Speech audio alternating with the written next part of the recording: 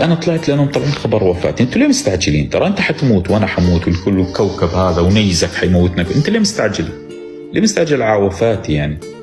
وفاة وسيم يوسف ليش؟ ليه تتمنى؟ ليه؟ مش لهالدرجة يعني، مو بلهالدرجة. مزعلنك بشيء؟ انا سارق فلوسك، ماكل عليك قسط، نعطيك سيارة وقلبت فيها، دعستك في الطريق وهربت. كله مات. وفاة الداعية الدكتور وسيم، وفاة الداعي الدكتور، وفاة الداعي. ليه؟ قاعد على قلبك. أنا قاعد على قلبك لين الله ياخذ أمانته، بس قاعد على قلبك. الله لا يقعد على قلبك، أدبك.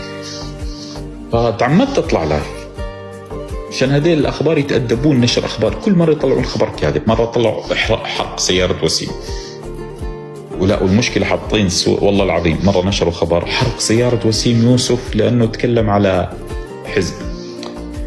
والصورة جي كلاس. أنا أعطيني جي كلاس وحرقها، ما عندي مشكلة، أنا راضي.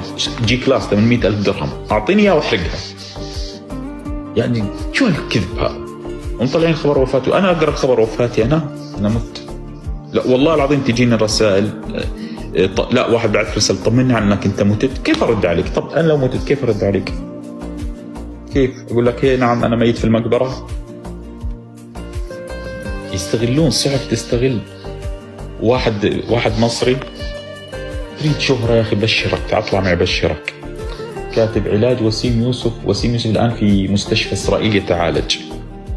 عشان كده بثيت لايف والدنيا نهار. عندهم ليل الحين. ليه؟ وفيو يمكن 200,000 فيو. وسيم يوسف كذا معلومات مسربة في إسرائيل يتعالج الآن. لماذا يعالجونه؟ ليه تكذب يا كذاب؟ ليه تكذب يا كذاب؟ شو تسوى عليك الحين؟ في أمريكا شو تسوى عليك؟